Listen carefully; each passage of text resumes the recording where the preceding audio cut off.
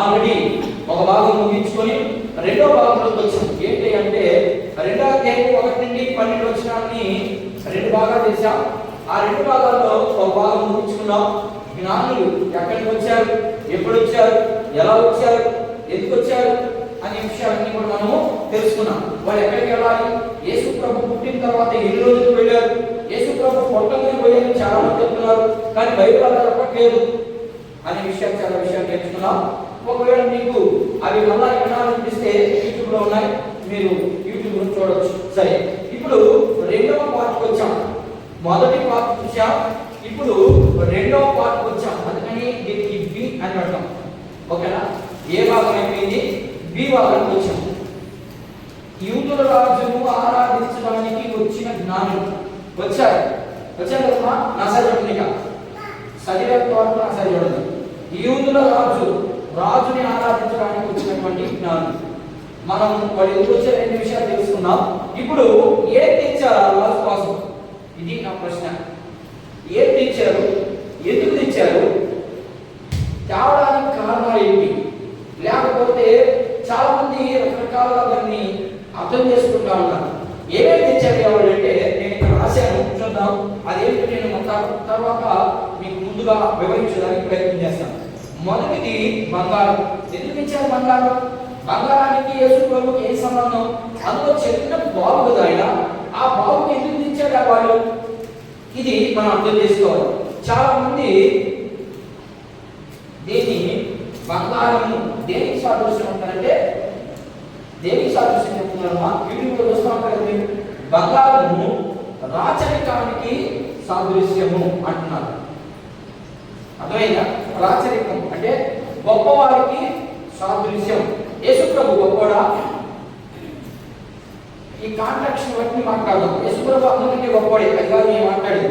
ఇక్కడ ఉన్న సందర్భానికి యేసు ప్రభు గొప్పవాడైతే ఎందుకు పశువు పాపలు ఉంటాం? ప్రశ్న వేసుకొని.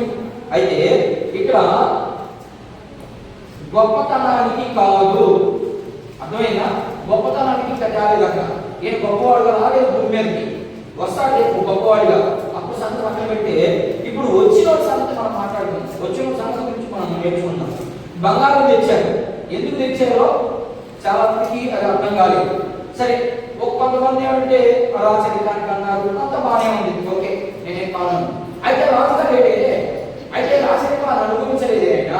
మరి మీరు ఎందుకంటే అర్థమవుతుంది మీకు బైబిల్ అర్థమవుతుందా? ఈ ఒక్క మాటను పట్టుకొని మనం అన్ని మాటలు తప్ప. ఆ లెక్క ప్రకారం అయితే యూదుల రాజు అని అన్నారు, రాజుగా ఉన్నాడు ఆయన, రాజుగా లేడు కదా. లేకపోతే మీరు బంగారాన్ని దాని ఎందుకు సాదృశ్యంగా మార్చుకున్నారు? బైబిల్ అలా అర్థమవుతుందా మీకు? పరిశుద్ధాత్మ దేవుడు ఒక్కడే, ఆ దేవుడు అందరికీ ఒకే రీతిగా అర్థమవ్వాలి. అన్వయింపు అంటే నువ్వు దాంట్లో నుంచి ఏమి నేర్చుకోవాలనేది మాత్రం మారిపోద్ది. సబ్జెక్ట్ అంతా ఒకటిగానే ఉంటుంది, నువ్వు నేర్చుకునే విషయంలో మార్పు వస్తుంది అంతే. బైబిల్ మొత్తం అదే నేర్పిస్తుంది. సరే, ఇక్కడ గొప్పతనానికి. రెండోది సాంబ్రాణి. ఎందుకు వేస్తారు సాంబ్రాణి? అసలు సాంబ్రాణి దేనికి సాదృశ్యం? సాంబ్రాణి దేనికి సాదృశ్యం? ఏదో చెప్తా ఉన్నాడు, నేను వినడం లేదు. యూట్యూబ్లో సామాన్యంగా నేను విన్నాను, ఎందుకంటే మాకు కావాల్సినంత మెసేజ్ చెప్తారు, మాకు కాలేజీలో కావాల్సినంత చెప్తారు. ఓకే, సరే. సాంబ్రాణి దేనికో సాదృశ్యం చెప్తారమ్మా. సరే, యాజకత్వానికి సాదృశ్యం అన్నారు సాంబ్రాణి. ఓకేనా? పాత నిబంధనలో యాజకత్వం చేసిన సాంబ్రాణి ఎక్కడ చేశారా? అని అర్థమవుతున్నా? అర్థం కాదు. యాజకత్వం ఏమా పాత నిబంధనలో యాజకత్వం చేసే వ్యక్తులు సాంబ్రాణి అక్కడన్నా వేసినట్టు బైబిల్ గ్రంథంలో ఉందా? మరి లేనప్పుడు వీటి యాజకులకి సంబంధించింది అని ఎట్లా చెప్తారు? చెప్పకూడదు కదా. మనకు పాత నిబంధనలో లేనిది క్రొత్త నిబంధనలో ఉండకూడదు. ఉన్నింది అంటే సందర్భాన్ని బట్టి ఇప్పిస్తారు, దాని వేరే. కానీ ఈ సందర్భంలో యేసు ప్రభు చిన్న బిడ్డకి వాళ్ళు తెచ్చినటువంటి కానుకలు ఎందుకు ఇచ్చారనే విషయాన్ని మనకు అర్థం అవ్వాలి. అది మనకు అర్థం అవ్వాలంటే బైబిల్ని బాగా చదవాలి. ఆ ఒక్క పుస్తకాన్ని చదివేసి, ఆ ఒక్క మాట చదివేసి మనం ఇష్టం వచ్చినట్టుగా మాట్లాడుకుంటే అది నీకు సత్యం అవుతుందేమో కానీ దేవుని విషయంలో నువ్వు అన్నదంతా అసత్యం. సరే, సామ్రాణి యాజకత్వానికి గుర్తు అన్నారు, ఓకేనా? సరే, ఇదేమో గొప్పతనానికి గుర్తు అన్నారు, ఇదేమో యాజకత్వానికి గుర్తు అన్నారు. మరి గోళం ఏంటి? ఈ గోళం అనే పదార్థం ఏంటి అసలు? దీని గురించి అసలు ఎవరికి తెలియదు. గోళం అనే పదార్థం గురించి అసలు ఇది ఎక్కడ ఉంటుంది? ఇది గోళం అనే పదార్థం ఎందుకు రాశారు అనే విషయాలు ఈరోజు మనం నేర్చుకోవాలి. 3 విషయాలు మాత్రమే. జ్ఞానులు యేసు ప్రభువుకి ఇచ్చిన కానుకలు. ఇది మొదటి భాగంలో ఉన్నాము. జ్ఞానులు యేసు ప్రభువుకి ఎందుకు కానుకలు తెచ్చారు అనే ప్రశ్నకి కొన్ని ఉదాహరణలు నేను ఇస్తాను. ఆ తర్వాత వీటి గురించి మనము అబ్జర్వేషన్ చేద్దాం. జాగ్రత్తగా నుండి అర్థం చేసుకునే ప్రయత్నం చేయండి. ఇప్పుడు చదువుమా మత్తయి సువార్త 2వ అధ్యాయం 11 నుంచి 12 వచనాలు చదువు. గొడవలు చదువు. మనం వెళ్దాం, లోపలికి వెళ్దాం. చూద్దాం, అక్కడ చూడండి. మత్తయి సువార్త 2వ అధ్యాయం 11, 12 వచనాలు మనం ఒకసారి గమనిద్దాం.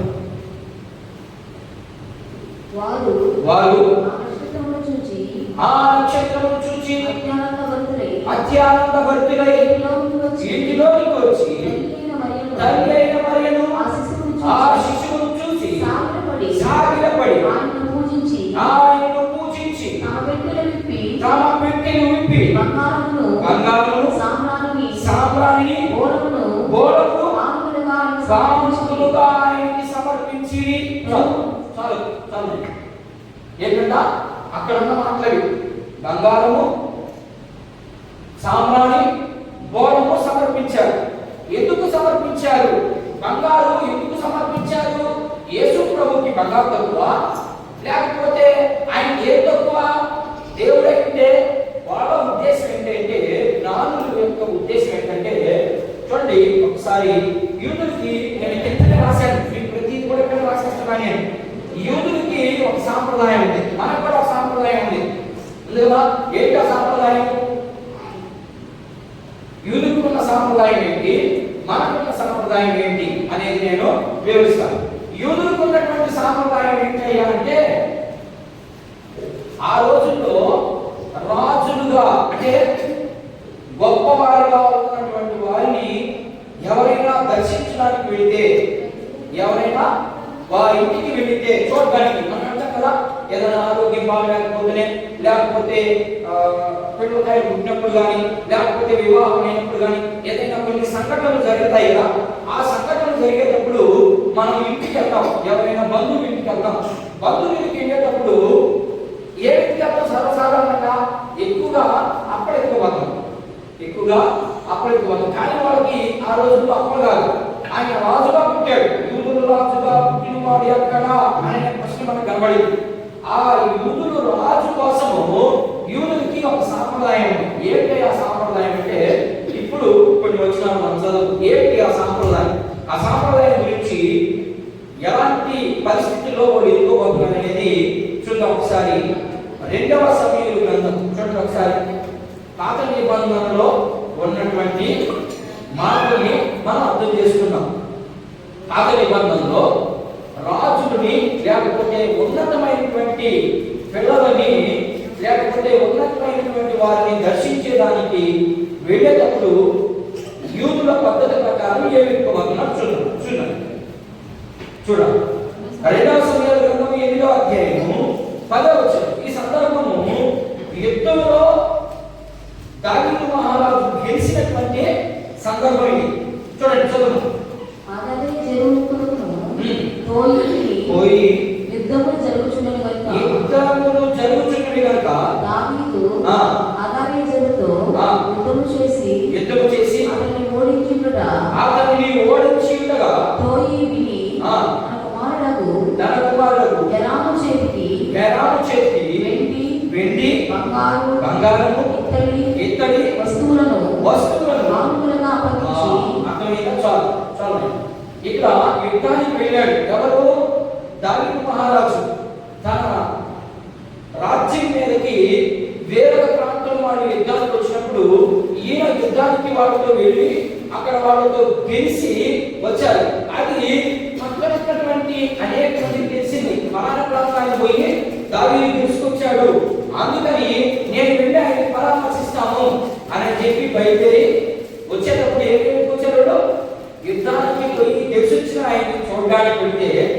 బంగారము, ఇత్తడి, ఇంకా రకరకాలుగా వస్తువులు ఎత్తుకుపోయారు. ఇది మొదటి సాదృశ్యం. మొదటిది ఎత్తుకుపోయారంటే వాళ్ళకి ఇది, యూదులకి ఇది ఆచారం, లేకపోతే ఒక పద్ధతి. మనకు కూడా ఉన్నాయి కదా కొన్ని పద్ధతులు. మనం చనిపోయిన ఇంటికి ఎత్తుకోవాలని చెప్పండి. చనిపోయింది ఆ చూడడానికి పోతే పూలు ఎత్తుకున్నామా? ఏమి ఎత్తుకోతాం? గోరవాళ్ళు ఎత్తుకోవాలి. ఇంకా అక్కడి నుంచి ఏమి ఎత్తుకోవాలి? ఓకేనా? అట్లాగే యుద్ధానికి వెళ్ళినప్పుడు ఏది ఇచ్చింది? ఇక్కడ దావీదుకి ఏది ఇచ్చారు వాళ్ళు? బంగారము, ఇత్తడి అవన్నీ ఎత్తుకుపోయి వాటికి కానుకలుగా ఇచ్చి వెళ్ళిపోయారు. నెంబర్ 2, ఇప్పుడు రాజుల మొదటి గ్రంథం చూడండి ఒకసారి. రాజుల మొదటి గ్రంథం 10వ అధ్యాయము 10వ వచనం ఒకసారి గమనిద్దాం. ఇక్కడ సొలొమోను గురించి మాట్లాడుతూ సొలొమోను ఏ విధంగా చేశాడు ఆయన? ఇప్పుడైతే యుద్ధంలో గెలిచాడు, ఎత్తుకోబోయాడు. మరి ఈ సొలొమోను రాజుని దర్శించడానికి షేబా దేశపు రాణి, ఆమె షేబా దేశపు రాణి అంటే అన్యులకు సంబంధించినటువంటి పేరు. ఇప్పుడు దేవుని బిడ్డ దగ్గరికి ఒక అన్యుడు బయలుదేరి వచ్చేటప్పుడు ఆ అన్యుడే షేబా దేశపు రాణి. ఆ రాణిని తెచ్చుకుంటాడు. 10వ అధ్యాయం చూడ. మరియు ఆమె రాజునకు 260 పరముల బంగారమును, ఎంత? 260 మనుషు బంగారమును, బహు విస్తారమైన గంధవర్గమును, రత్నములను ఇచ్చెను. షేబా దేశపు రాణి. చాలు మీకు ఊరికే అంటే దానికి సంబంధించినటువంటి రెఫరెన్స్ మీకు చూపిస్తున్నాను. అందువల్లే ఆమె యూదులకి ఆచారం ఉందన్నావు కదా, ఎక్కడుంది ఆ ఆచారం అనే దానికి వివరణగా క్రాస్ రెఫరెన్స్ చూపిస్తున్నాను మీకు. ఇప్పుడు యూదులకి అదొక సాంప్రదాయం, అర్థమైందా? ఇంకొక మాట కూడా చదువుదాం. ఇదే మాట దినవృత్తాంతముల గ్రంథం చూడండి ఒకసారి. 2వ గ్రంథం, దినవృత్తాంతముల 2వ గ్రంథం చూద్దాం త్వరగా. 9వ అధ్యాయము 1వ వచనంలో ఉంటుంది, అలాగే 9వ వచనంలో కూడా ఇదే మాట చూద్దాం. ఒక్క మాటను పట్టుకుని సిద్ధాంతాన్ని ఒప్పించకూడదు అనే అమ్మా. షేబా దేశపు రాణి సొలొమోనును గూర్చిన ప్రసిద్ధిని విన్నప్పుడు, ప్రసిద్ధి ఆయన జ్ఞానం చాలా గొప్పది. అదే ప్రసిద్ధి. చూపించాడు. గూఢమైన ప్రశ్నల చేత సొలొమోనును శోధింపవలనని కోరి మిక్కిలి గొప్ప పరివారము వెంటబెట్టుకొని గంధవర్గములను, విస్తారమును, బంగారమును, రత్నములను. చాలు ఏమేమి వచ్చింది? ఆయన జ్ఞానాన్ని పరిశీలించడానికి వెళ్ళింది. ఎవరు? షేబా దేశపు రాణి. ఎందుకని? ఆయన చాలా జ్ఞానవంతుడి. చుట్టుపక్కల ఉన్నటువంటి ప్రాంతాలలోకి చాలా జ్ఞానవంతులని తెలుసుకొని ఆయన్ని ప్రశ్న వేయడానికి బయలుదేరింది షేబా దేశపు రాణి. పోయింది. ఆయన వేసింది ప్రశ్నలు, చాలా ప్రశ్నలు వేసింది. ఆయన సింపుల్గా టక్కు సమాధానం చెప్పేదానికి ఆ ఆశ్చర్యపోయి ఆమె కానుకల్ని ఆయనకి సమర్పించి వచ్చింది. ఇప్పుడు అర్థమైందా? యేసు ప్రభుకి కానుకలు ఇచ్చారు. ఆయన జ్ఞానానికి మించినటువంటి గొప్ప దేవుడు, యూదులకి రాజు, లోక పాపములను, లోకంలో ఉన్నటువంటి పాపానంతటినీ తీసివేయడానికి, లోకంలో ప్రతి మనిషి పాపంగా ఉన్నాడు కాబట్టి ఆ పాపానంతటినీ తీసే వ్యక్తి, ఈ గొప్ప వ్యక్తికి ఇన్ని కానుకలు తెచ్చారు. ఇప్పుడు చెప్తాను. ఇప్పుడు మొదటిగా బంగారం. ఇప్పుడు దాకా మనం ఏం నేర్చుకున్నాం? బంగారం గురించి. బంగారము గొప్పతనానికి సాదృశ్యం నేర్చుకున్నాం. గొప్పతనానికి సాదృశ్యం ఆ బంగారం. ఈరోజు పేదవాళ్ళు కూడా బంగారం ఉంది. మరి గొప్పతనానికి అంటే సాదృశ్యంగా మాట్లాడుతున్నారే. బైబిల్ అర్థమవుతున్నా మనకి చదువుకుంటే వాడు అర్థం కాదు. చదువుకుంటే అర్థమవుతుంది, దానికి విలువేందో. చదువు లేకపోతే ఏమర్థం అవుతుంది? ఏమవుతుంది? సరే, నేను ఇక్కడ వివరిస్తా చూడండి. బంగారము అన్నిటికంటే ఈ లోకంలో గొప్పది, విలువైంది. దాన్ని మనం యేసు ప్రభువుకి ఆపాదించాలి. ఎలా ఆపాదించాలి చెప్పండి? నేను ఎలా ఆపాదిస్తారు? అన్నిటికంటే ఈ లోకంలో అన్నిటికంటే విలువైంది ఏది? ఆర్థికానికి సంబంధించి ఈ లోకంలో ఎక్కువ ఎక్కువ విలువించేది దేనికి?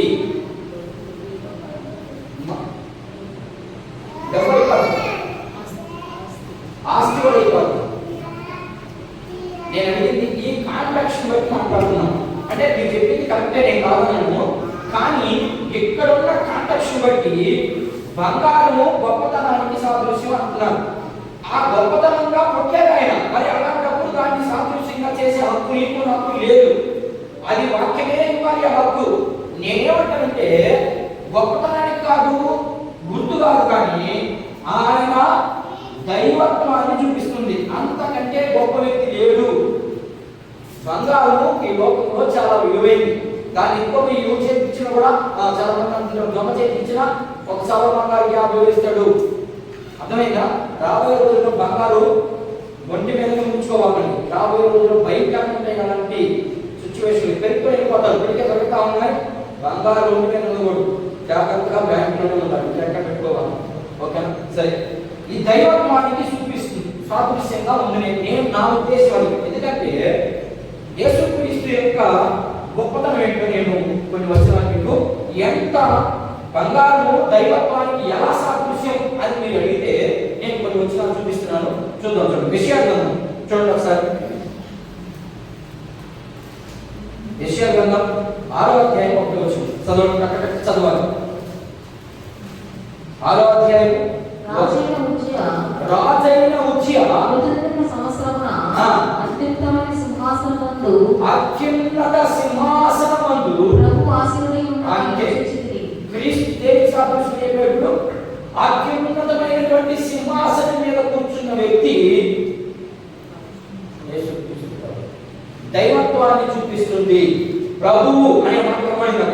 ప్రభు అంటే తండ్రి అయిన దేవుడైనా ఒకటే, యేసు ప్రభు అయినా ఒక్కటే అనే మాటని మీకు అర్థమైంది.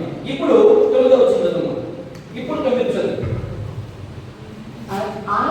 ఆయన నీవు పోయి నీ జనులతో ఇట్లను వీరు నిత్యము నిలుచుందురు గాని గ్రహింపముందురు. అంతే. మనం గ్రహిస్తున్నామా? యేసుక్రీస్తు ప్రభు యొక్క దైవత్వాన్ని గ్రహిస్తున్నామా? దేవుడు అదందరూ తెలుసు. నీకు నాకేంటి? ఏ పసిపెట్టిన అడిగినా కూడా చెప్తాడు. ఏమని?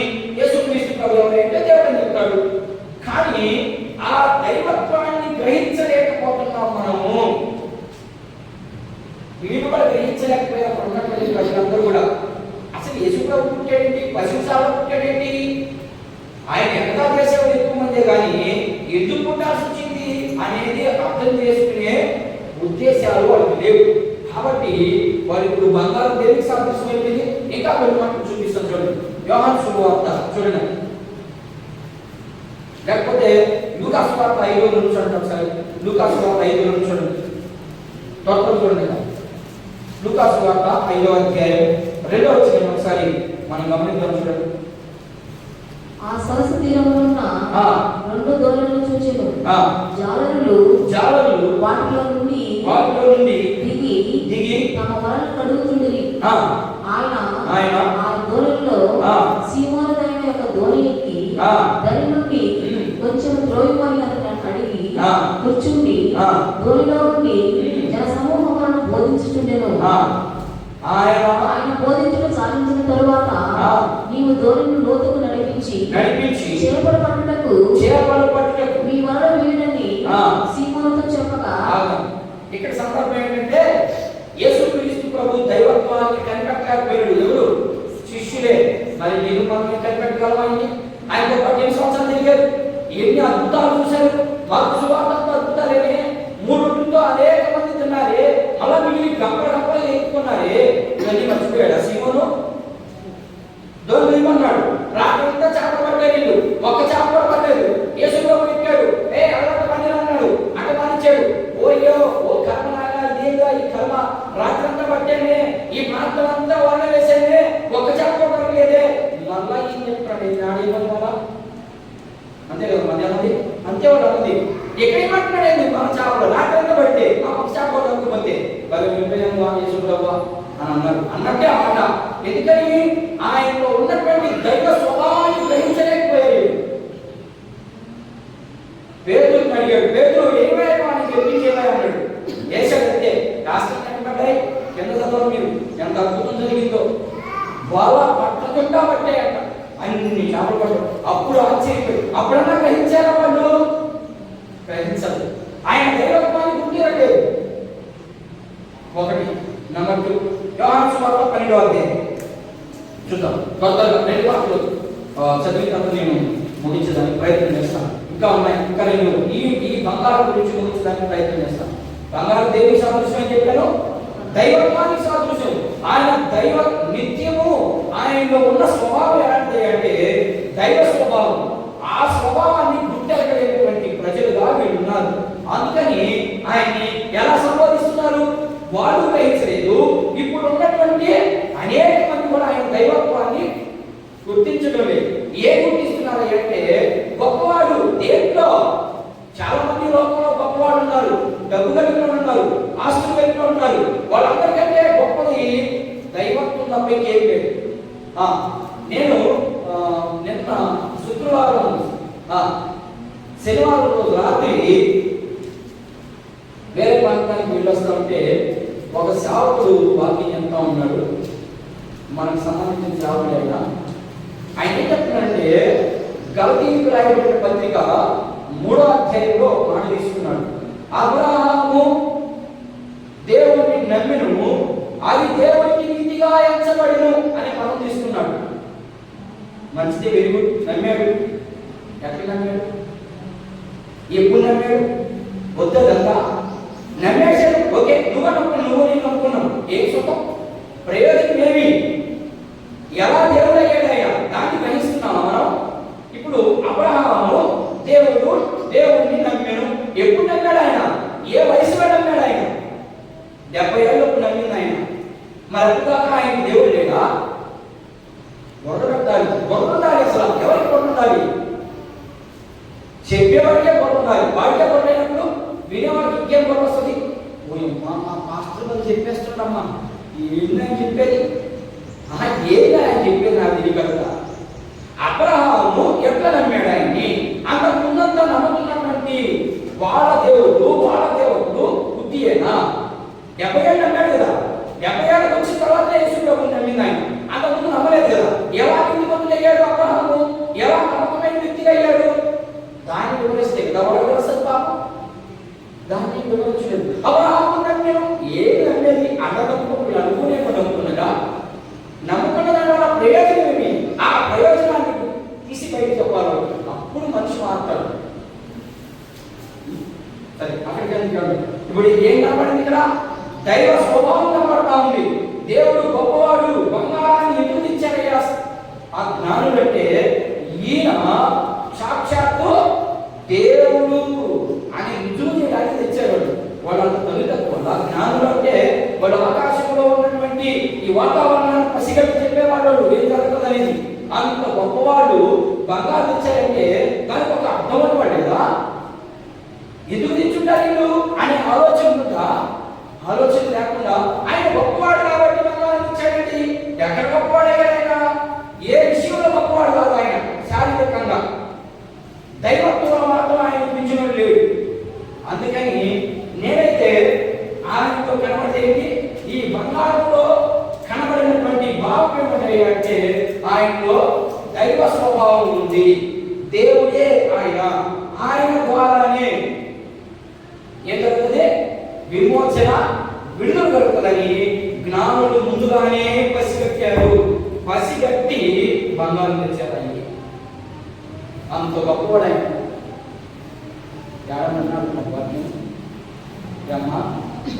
ఇంకా ఉంది. రేపు మత్తయి సువార్త ఇంకా క్లియర్గా చెప్తాను మీకు.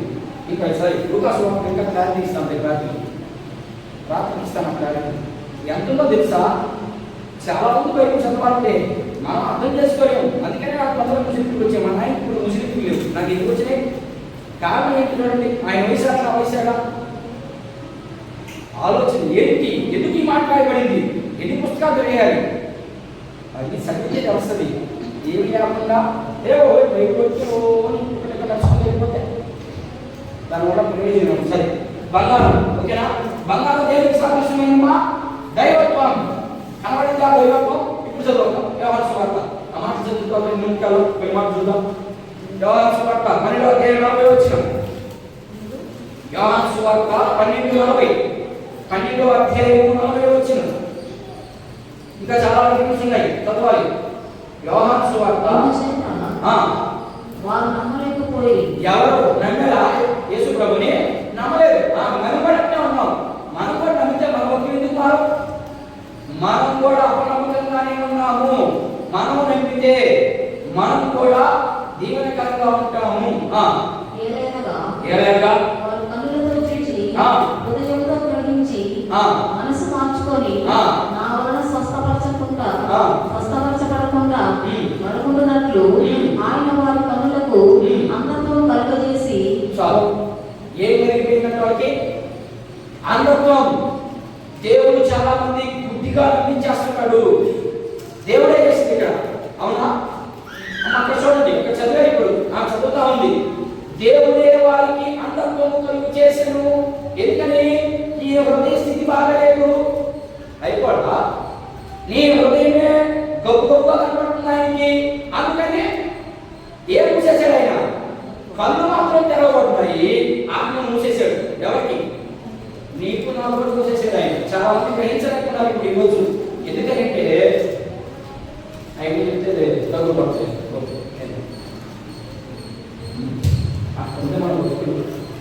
మన బతుకులు మారాలి అంటే మనకు అంధత్వం కలిగించేవాడిని నిత్యం పూజించాలి. ఎక్కడ? పెదవులతో కాదు. పెదవులతో పూజిస్తున్నాం, అది కాదు ఆయన చూసేది. ఏడు వస్తాడు. ఏడు చూసినప్పుడు నీకు ఆ జ్ఞానం ఎక్కడి నుంచి వస్తుంది అంటే నువ్వు చదివితేనో విద్యలో రాదు. దేవుడే ఇస్తాడు. నువ్వు చదువుతా ఉంటే చదువుతాడు. ఈ బైబిల్ చదువుతా ఉన్నాడు. ఏమన్నా చదువు చెప్పండి. ఒక గంట ఇస్తాను మీకు టైము. ఆ గంట మీకు ఏమనుకుంది చెప్పండి చదువు. ఆయనతో పాటు మనం ధ్యానం చేస్తూ ఉండాలా, ప్రార్థనలు గడుపుతూ ఉండాలా, చదువుతూ ఉండాలి. సమయం దొరికితే ఏదో కొంత రిలీఫ్ కోసం మైండ్ ఫ్రెష్ అవ్వడానికి సెల్ ఫోన్ కాడికి టీవీ కాడికి బాగుంది. అదే పని అయినా ఇక అదే పని అయితే మనకి ఆయన వస్తుంది. ఆత్మ ఉండదు, మనలో ఉండదు, వెళ్ళిపోతుంది. సరే, ఇంకొక మాట చూడగా రోమీయులకు రాయబడిన పత్రిక 9:5 వచ్చింది. త్వరగా 9:5 రోమీయులకు రాయబడిన పత్రిక. అయితే దేవుని మాట తప్పిపోయినట్టు కాదు. ఇశ్రాయేలు సంబంధులందరూ ఇశ్రాయేలు కారు. అబ్రహాము సంతానమైనంత మాత్రం చేత అందరూ పిల్లలు కాదు. కానీ ఏం మాట్లాడింది ఇక్కడ? అక్కే జరిగినక్కడ మనది ఒక బాగా ఏం చెప్పిందో వినండి. అబ్రహాము సంతానమైనంత మాత్రం చేత ఏంటంట? మీరు దేవుని పిల్లలైనంత మాత్రం చేత. మీరు అనుకుంటున్నారు అదే, కానీ అక్కడ ఉన్న మాట ఏంటంటే మీరు అబ్రహాము పిల్లలని అనుకుంటున్నారు మీరు, కానీ ఆయన ఏమంటున్నాడు? అబ్రహాము పిల్లలైనందు చేత అందరూ పిల్లలు కాదు. కానీ ఏమిటి కదా? అబ్రహాము తండ్రి అని చెప్పుకుంటున్నారు. ఒరే బాబు, అబ్రహాము నీ తండ్రి అని చెప్పుకుంటున్నారు. ఆయన అందరికీ తండ్రి కాడు, కొద్దిమందికే. ఎందుకని చెప్పాడు అక్కడ? హృదయం ఏమైపోయింది? బండ పారిపోయింది, కఠినమైపోయింది. వాళ్ళ మనోనేత్రాలు మునిపడిపోయినాయి. అందుకని వాటిని బైబిల్ గ్రంథంలో దేవభక్తులు అంటారు, వాళ్ళు వాదవేయబడిన మనస్సాక్షి కలిగిన వాళ్ళు. వాళ్ళకి నేను చెప్పే మాట ఎత్తు, నువ్వు ఎంతైనా సిద్ధి పెట్టుకో. వాళ్ళకి ఎందుకని? వాళ్ళ మనసు ఏమైపోయింది? ఏమైంది? వాదవేయబడింది. అందుకని నేను చెప్పాను, నేను అరిసి కొట్టుకుంటున్నా, దేవుని మాత్రం దూరం పెట్టబాకండి. ఎన్ని విషయాలు ఉన్నా, బాధలు, కష్టాలు, కన్నీళ్లు మానవులుగా వచ్చేది. అలాంటప్పుడు నువ్వు దేవుని దగ్గర మొదలుపెట్టుకోవాలి, కానీ మనుషుల కాడికి మొదలుపెట్టుకుంటే ఏమొస్తుంది నీకు? అదే చెప్తున్నాడు అక్కడ. మీ హృదయం ఏమైపోయిందంట? వాదమే పడిపోయింది. మీకు నా మాట వినడం లేదు. అదే చెప్పండి, నా మాట వినని అని అన్నాడు. ఆయన మాట వింటున్నావా? వెళ్ళలేదు. కాబట్టి మనం ఎప్పుడూ అదే మార్గంలో కొనసాగిపోతున్నాం. ఎప్పుడు మనకి ఇంకా విడుదల? ఎప్పుడు రావాలి విడుదల? మనకి విడుదల కోసమే ఆయన నుంచి ప్రాణం పెట్టింది, నీ కోసం, మా కోసం. సరే, మీరు ఆచరించడానికే ఎంతో చెప్పాను. ఇంకా కొంది, ఇంకా చాలా మిస్ చేసేసాడు. అది ముఖ్యమైన మాట చెప్తున్నాను. ఇంకా చూద్దాం ఒక మాట హెబ్రీ పత్రిక 1:5 వచ్చి ఆయన దేవుడు అనే దానికి రుజువు చూపిస్తున్నాను నేను. చూడమ్మా త్వరగా హెబ్రీ పత్రిక 1:5 వచ్చింది.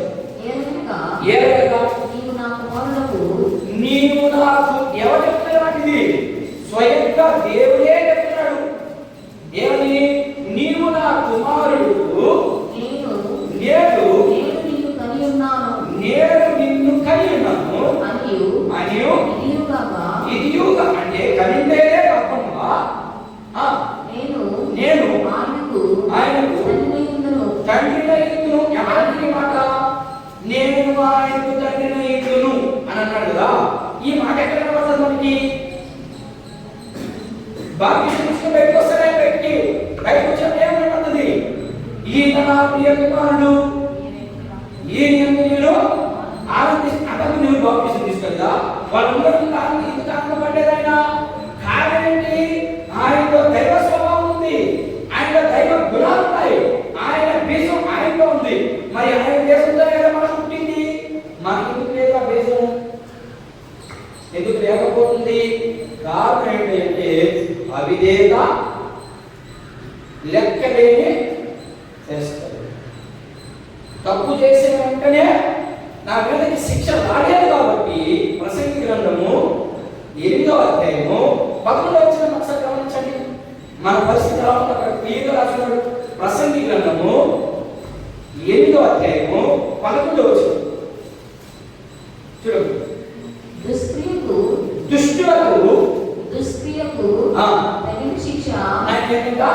దుష్టులకు అంటే నేను తప్పు చేసినానని తెలిసి తగిన శిక్ష తొందరగా కలగలేదు కాబట్టి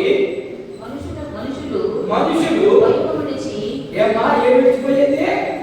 బయటకు లేదయ్యా. మనకంటే దేవుని శిక్ష మన మీద రావట్లేదు. అర్థమవుతుందా? నాకు దేవునికి తప్పు చేస్తున్నామని తెలుసు, నాకు తెలుసు చేసే తప్పు అని. మీకు తెలుసా తెలియదు కానీ నాకే తెలుసుకోవాలి నేను చేసే తప్పు అనుకున్నాను. ప్రతి ఒక్కరికి నాకు చెప్పింది దేవుడు, మీకు ఇంటి చెప్పడు. నువ్వు చేసేది తప్పు అంటే మీకు ఇంటి సెకండ్లో నేను ఉన్నాను, అయిపోతుంది అంతే. మరి నీకు ఇంటి చెప్పడు, చెప్తాడు. లెక్కలేదు నీకు, బయలుదేరి నీకు ఆ ఇంట్లో మనం ఎన్నుకుంటావాడా? ఆ ప్రాంతాన్ని విడిచిపోవాలని ఆయన అంటామంటాం. పదే గతిస్తూ ఉంటాడు. అది వినాలా? ఆ వినయాన్ని పోగొట్టుకున్నామంటే దృష్టిగా చేసినందున శీఘ్రముగా నా మీదకి దేవుని కోపం రాలేదు కాబట్టి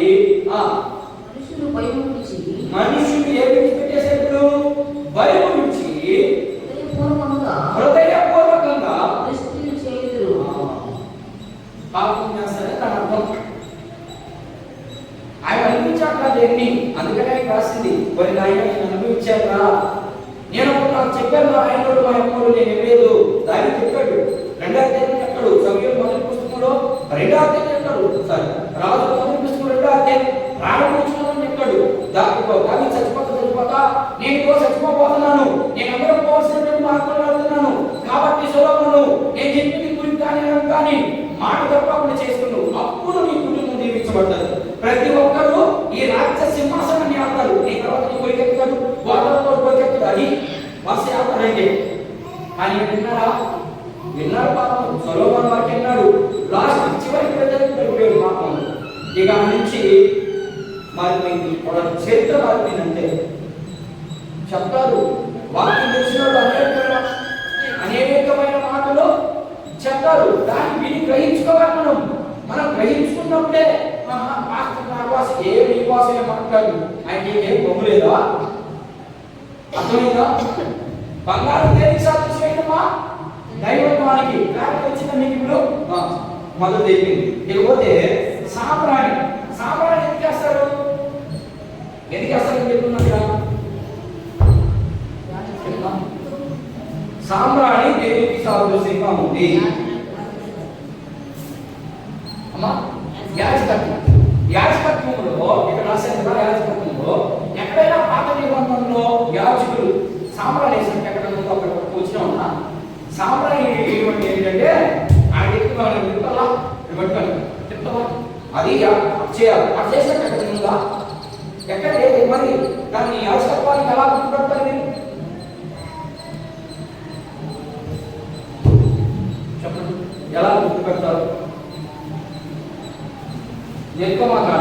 పాత నిబంధనలో ఎలా దాన్ని వాడుతుందో నిర్గమాకాండం 30వ అధ్యాయం 35 వచ్చిన ఇది మానవత్వానికి సాదృశ్యం. తలకు వచ్చినప్పుడు చిన్నపిల్లకాయకి ఏమి వేస్తారు? ఎందుకు వేస్తారు చెప్పండి? చాలా మంది దొంగలున్నారు కదా, అందులో మా అమ్మ కూడా లేదు అమ్మా. మరి యేసుప్రభుకి అది యాజకత్వాన్ని చెప్తున్నారు ఏంటి? ఎక్కడిది మాటలు? అది వ్యక్తులుగా మనకు అర్థమవుతుంది. సాంబ్రాన్ని ఏం చేస్తారంటే పిల్లడికి నిమ్మెక్కకుండా త్వరగా ఆగిపోయేదానికి వేస్తారు. మరి దానికి యేసుప్రభుకి ఏమైనా వింటుందా? యేసుప్రభు ఎవరు పోసుకున్నారా? సందర్భం అదా కాదు కదా. మరి ఎందుకు వేసినట్టు ఆయన్ని చూద్దాం. ఎందుకు వేసినట్టు అక్కడ చూద్దాం. నిర్గమాకాండం చూడండి ఒకసారి. పాటతో ధూపద్రవ్యంలో చేయవలెను. అది సుగంధ ద్రవ్యం వేడకుని పని చొప్పున ఏ కనబడిందంటే అమలు చదువు సుగంధ ద్రవ్యం చదువు. ఇక ఏం కనబడింది? సాంబ్రాణి. సుగంధం. సుగంధం అంటే అర్థం అది వాసన. ఏ వాసన వచ్చింది క్రీస్తులో నుంచి?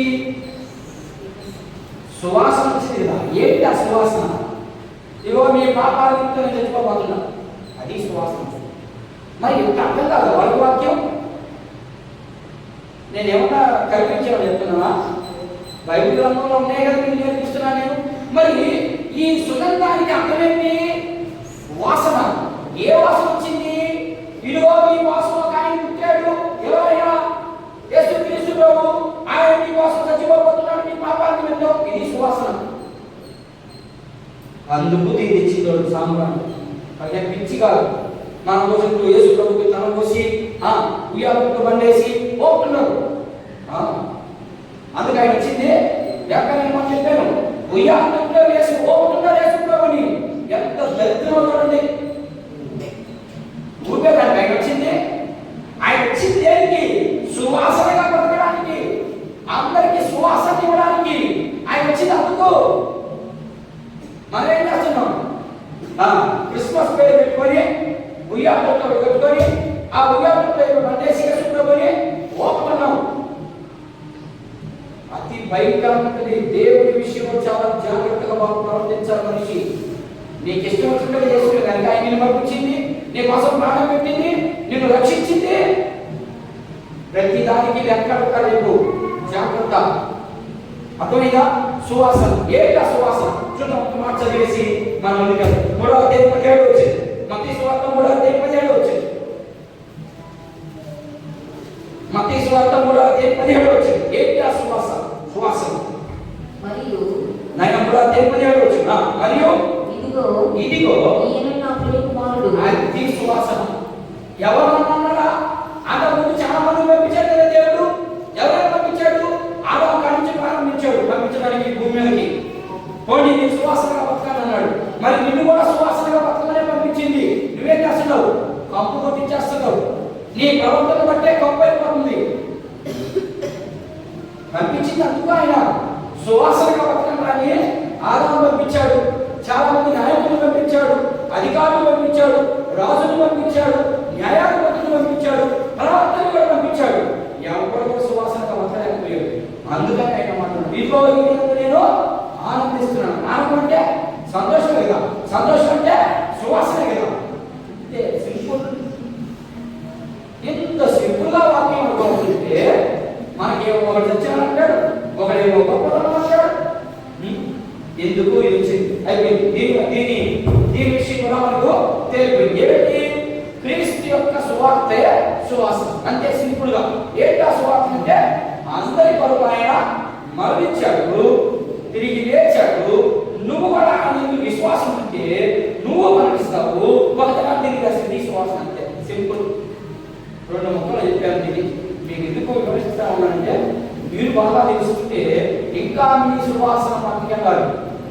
ఓకేనా? సరే. ఇకపోతే లాస్ట్ చివరిది ఏంటిది? ఓడం. అసలు పదానికి అసలు ఏంటి? ఓడం అంటే చాలా మంది ఏం చెప్తారు? ఏంటి ఓడం అంటే? సాధుస్యం అంతేనమ్మా.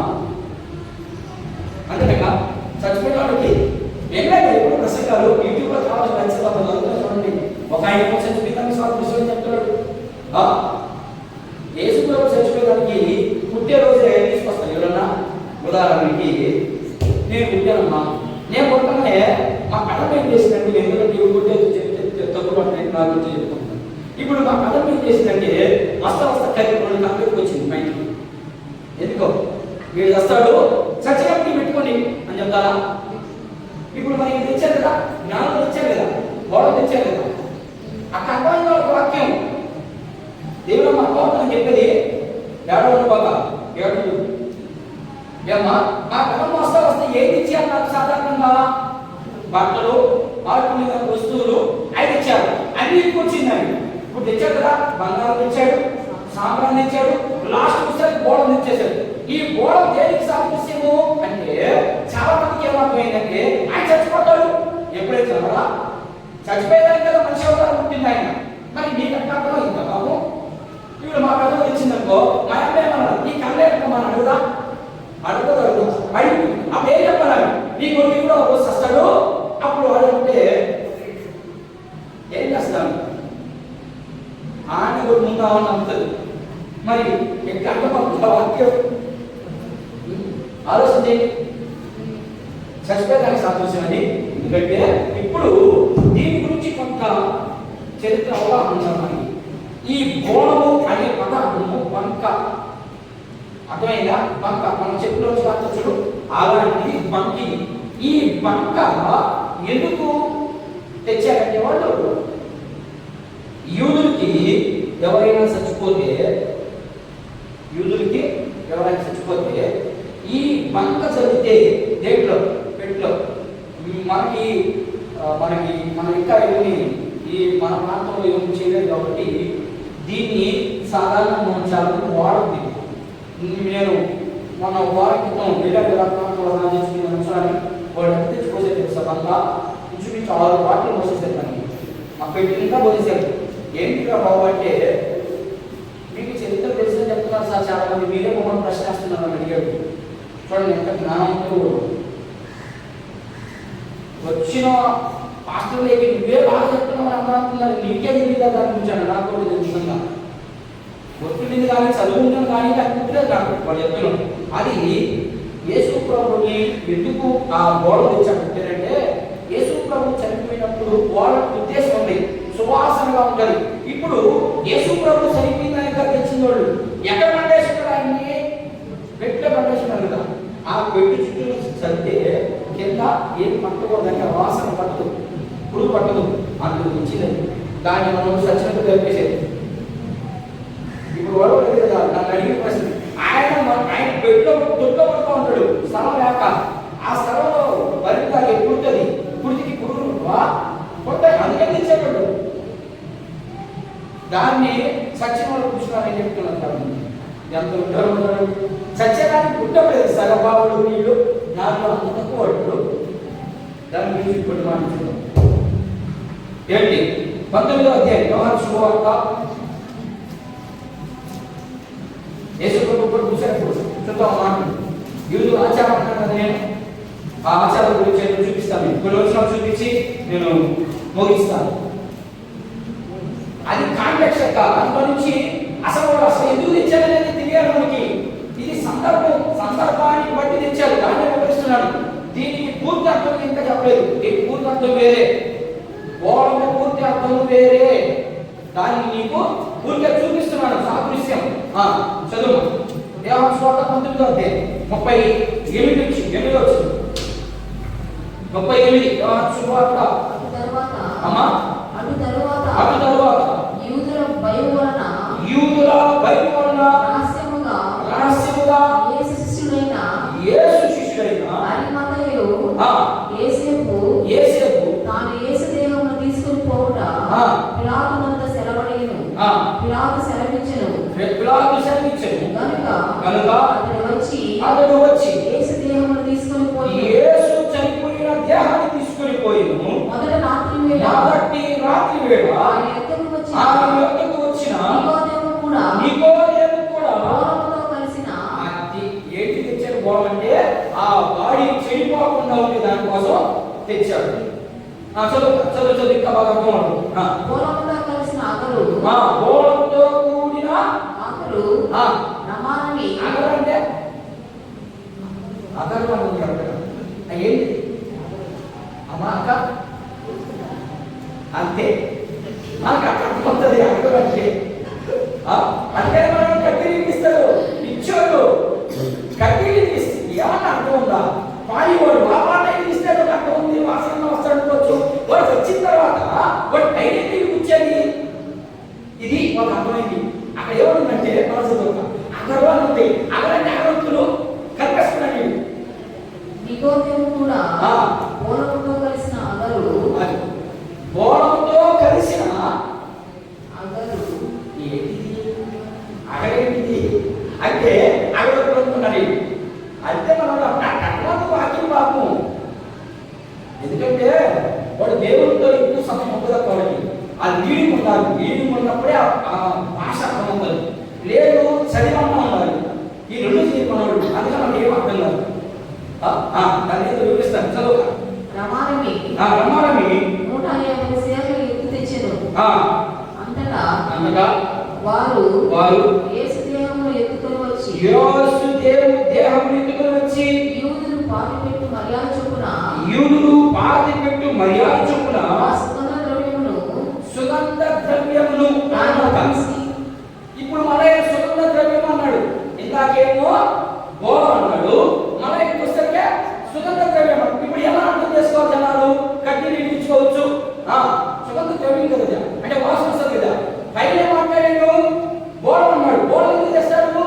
వారి చెడిపోకుండా దాన్ని తెస్తాడు. మరి అక్కడ ఇక్కడ దాన్ని ఇంకొక అర్థమయ్యే భాషలో మాట్లాడి మనవాళ్ళు ఏమనుకున్నారు దాన్ని ఎదిగించుకోండి. కడ్డీ ఎదిగించా మళ్ళా దానికి మధ్య తేవడం రాసులు పెట్టడం ఎదిగి అర్థం ఉన్నారు. చనిపోయిన మనిషికి ఏం చేయకూడదు. బతికున్నప్పుడు కూలి పెడితే నా రోజు బతుకుతాడు. చచ్చిన తర్వాత కొట్టే కోసం పెట్టి వేసుకోవడం ఏమన్నా అర్థం ఉందా? ఏం చేయకూడదు. ఇవన్నీ మనం చేయకూడదు. యేసు ప్రభుకి వాళ్ళు యూదుల ఆచారం ప్రకారమే మాట్లాడింది. మనకు ఆచారాలు లేవు కదా. యేసు ప్రభు కొట్టిపారేశారు కదా. మరి ఇంకేంటి మనకు ఆచారాలు? మరి మనం ఎందుకు చేయాలి? చేయకూడదు. ఏమి చేయకూడదని నా అర్థం. మనం ఏం చేస్తాం? చచ్చిన తర్వాత పోయేది, మనం చూసేది, కాళ్ళు చెప్పుకోవడం కోసం. ఇదేం కర్మ? చచ్చిన మగోడు వస్తారా? రావడం మళ్ళా బయటకు తలస్థానం చేయడం. నాకు తిరిగి ఎన్నో చేశాను కానీ నేను తెలుసుకున్నదంతా చచ్చిన శవాన్ని అడిగితే కూర్చుంటూ వచ్చానా నేనే కూర్చున్నాను. ఏమవుతుంది? వాడు వస్తాడు డబ్బులో అన్ని బుద్ధి మాట్లాడు. అవన్నీ బయట చెప్పలేదు. నువ్వు దేవుడు నమ్ముకుంటే అవన్నీ పాటించు. నువ్వు ఎంత చూడండి. బైబిల్కి మన జీవితానికి ముడేసుకోండి ఒకసారి. అంత వ్యతిరేకమే. ఎక్కడపోతాం మన పరలోకానికి? ఎక్కడున్నాడు హృదయంలో ఆయన ఉండాలంటే ఆయన ప్రకారం జీవించాలి. అప్పుడు ఉంటాడు ఆయన. లేకున్నాడు. ఇంకా చదువుతా ఇంకో మాట చదువు. నేను సరే ఇంతకీ దీని అర్థం ఏంటి చెప్పేస్తాను. అదే పిండి నేను కరెక్ట్ 10 అన్నాను. ఓకేనా? దీనికి అర్థం ఏంటంటే చెప్పండి చూడండి. బోళానికి అర్థం ఏంటంటే సమాధానం. అర్థమైనా సమాధానం వచ్చింది. ఏంటి ఆ సమాధానం? సమాధానం ఉండింది అంతకుముందు. ఒక మాట చదువుతా. రోమపత్రిక పరిస్థితి రాయబడిన పత్రిక 1:31 మూసేశాను. ఈ మాట చదివేసి వస్తుంది. ఎలా వచ్చింది సమాధానం? ఆయన మరణం ద్వారా ప్రతి పాపికి ఏమొచ్చింది? విడుదల వచ్చింది. విడుదలతో పాటు సమాధానం వచ్చేసింది. అది ఆయన చదువు. పరిస్థితి రాయబడిన పత్రిక 1:21 వచ్చింది. మరియు ఎప్పుడు గతకాలం అంటే జరిగిపోయిన కాలం ముందు దేవునికి ఏమైనా గతకాలం ముందు అంటే నువ్వు బాప్టిజం తీసుకోక ముందు దూరంగా ఉన్నావు. ఇప్పుడు బాప్టిజం తీసుకున్నావు. మీ దుష్క్రియల వలన మీ మనసులో విరోధభావము కలవాలి. మిమ్మల్ని కూడా తన సన్నిధిని నిర్దోషులుగాను నిరపరాధులుగాను నిరపరాధులుగాను నిలవబెట్టుటకు నిలవబెట్టుటకు ఆయన మాంసయుక్తమైన దేహమందు ఏ యుక్తమైన మాంసయుక్తమైన దేహమందు మరణము వలన ఇప్పుడు మీకు సమాధానం ఇప్పుడు మీకేం కలిగింది? సమాధానం కలిగింది. క్లారిటీ ఇస్తున్నాడు పౌలు. మునుపు మీరు దూరస్తులుగా ఉన్నారు. ఏ విషయంలో? మీ మనసు ఏమైంది? చెడిపోయింది. ఇప్పుడు బాప్టిజం తీసుకున్న వెంటనే మీరేమొచ్చింది? అపోస్తలుల కార్యం 3:39 వచ్చిన ప్రకారము ఆత్మ మీలోకి వచ్చింది. ఆ ఆత్మ మీలో ఫలిస్తూ ఉంటే, ఆ ఆత్మతో మీరు సహవాసం చేస్తుంటే సమాధానం కలుగుతుంది. అప్పుడు ఈ కుటుంబం అద్భుతంగా ఉంటుంది. అందరూ అట్లా మళ్ళీ వెంటనే మాట్లాడాడు. అద్భుతంగా కదా మరి ఆ యేసు ప్రభువుని నమ్ముకున్న వాళ్ళకి అన్ని కష్టాలే వస్తున్నాయి అని మీరు అనొచ్చున్నాడు. వెంటనే చెప్పాడు. ఎప్పుడు? లూకాసు వార్త 12వ అధ్యాయము 22వ వచనం ఏం చెప్పాడంటే, ఓ పేతురు, ఓ 12 మంది శిష్యులారా, నేను వచ్చింది దేనికి? భూమి మీద అగ్ని గీసి పెట్టేదానికి వచ్చింది నేను. ఎందుకని? అందరూ ఆత్మీయులైతే నా కుటుంబం బాగుంటుంది. కొంతమంది శరీర స్వభావం అయితే ఆ రాష్ట్రం మీరు చదవండి. 22వ వచ్చిన కానీ చదువుకుంటూ పోండి. తల్లికి బిడ్డకి సమాధానం ఎందుకని? తండ్రి ఏమో దేవుని వైపు పోవాలంటాడు, కుమారుడేమో లేని లోకం వైపు పోవాలంటాడు. ఇంకా అసలు సమాధానం మనకి అదే ఆత్మీయులైతే తండ్రి కొడుకుని ప్రశ్నించే హక్కు కదా? అసలు లేదు కదా. ఇద్దరు ఒకేలా నడుస్తున్నారు కదా. అందరూ అంతటా అందరూ మారు మనసు ఉంది. అందరూ అన్నాడు. ఇంట్లో ఒక్కడన్నా ఒకవేళ నేను ఒక్కనే ఉన్నాను అనుకో, నా ఇంట్లో అందరూ ఎదురెళ్ళనుకో, నాకు సమాధానం ఎక్కడ ఉంటుంది? సంతోషం ఎక్కడ ఉంటుంది? అందరికీ రావాలి మారు మనసు. అందుకు ఆయన బాప్టిజం తీసుకున్నాను. రాత్రి సత్యం చెప్పాను, చాలా విన్నారు కదా. మారు మనసు అంటే చెప్పాను కదా. మారు మనసు వచ్చింటేనే పరలోకం. బాప్టిజం పరలోకాన్ని తీసుకోవాలి. చాలా మంది బాప్టిజం తీసుకుంటే చాలు పరలోకం అయిపోతాం అనుకుంటున్నారు. ఏం కాదు. బాప్టిజం జస్ట్ గుర్తే, అంతే. నువ్వు దేవుని బిడ్డని గుర్తు కోసమే, అంతేగాని అది నీ తీసుకోవాలి పరలోకానికి. ఓకేనా? సరే, నాతో పాటు ఏకీభవిస్తే మనం ప్రార్థన చేసుకున్నాం. ప్రార్థన చేసుకుని మన స్థితి, మన ఆధ్యాత్మికమైన స్థితి ఎలా ఉందో మనం పరిశీలన చేసుకున్నాం.